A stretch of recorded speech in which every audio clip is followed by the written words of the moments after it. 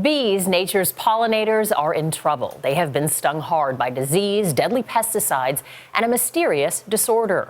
The result, this country's bee population is only half of what it was 70 years ago. So there is a new plan to fix it by putting our bees up, way up, in hotels. Danielle Nottingham explains. This is San Francisco at street level. But look a little higher and you'll find the roofs of at least 7 of the city's luxury hotels are home to millions of bees. Here's the beginnings of a queen cell. Spencer Marshall is beekeeper at the Fairmont San Francisco, the first hotel in the city to install a bee sanctuary. When they came to you with this idea to put these hives on the rooftop, what did you think? Good PR, that was all. And, you might get a little honey and then, whoa, what's going on here? Marshall says the hives on top of the Fairmont produce 1,000 pounds of honey every year. You've got 4 hives here. How many bees? Well, when they're really cooking, there can be over a couple of 100,000 bees, yeah. That's a lot of bees. Yeah. And that's a welcome change for Marshall, who's seen the now widely publicized decline of bees firsthand. When I started out almost 50 years ago, if I lost 2 or 3% of my bees a year, that was like, what's going on? Now you lose 50, 60%, and it's not sustainable. When the Fairmont asked Marshall to install rooftop hives in 2010, its goal was to help rebuild the bee population. More than $15 billion a year in U.S. crops are pollinated by bees. We really do feel like Fairmont's doing its part and innovating. In 2008, the chain kicked off the trend in Toronto, developing the first on-site hotel honeybee program in the world.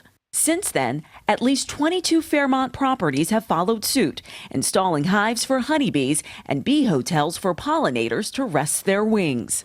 Here in San Francisco, the Fairmont isn't the only hotel rooftop hosting hives. So you really picked the highest point of the hotel. We did, the most bee-friendly. Okay. Michael Pace is the general manager at the Clift, where 10 hives set up to mimic the skyline behind them were installed last year. We're on the roof in the middle of San Francisco. It's windy, it's foggy. How do honeybees thrive here? Well, actually, they're doing really well. And one thing that bees really thrive on is warmth, to get them warmed up in the morning. So when we chose this location with our beekeeper, he specifically wanted it to be fully exposed to the sun and the setting sun on the west. As chair of the city's Hotel Sustainability Committee, Pace wants to get every hotel in the city buzzing. If we have 800,000 bees on one hotel, we'll have 10 hotels by the end of this year. That's 8 million. Look at the multiplier effect. I think we could have a very big impact. And where there are bees, there's honey. Hotels are packaging their product. Chefs have found different ways to bring the honey from roof to table. And bartenders are making specialty cocktails infused with the syrupy sweetener. And now to see it actually coming to life in cocktails for me is just awesome. Cheers. Cheers to the honeybees.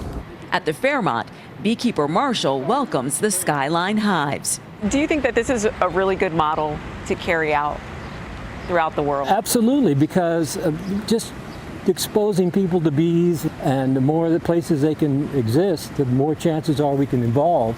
And Marshall hopes this new urban habitat Lots of honey. is just the beginning. For CBS This Morning Saturday, Danielle Nottingham, San Francisco. I have to say, I'm really surprised that bees thrive on rooftops in cities. I would never have thought of that. Nice byproducts, too, to have liquor and to also have bakeries. And I'm going to make fun of Danielle Nottingham for that last line. I'm going to email her right as soon as we're done. I think the guests in these hotels might be surprised at who's also booked in the hotel, like hundreds of thousands of bees.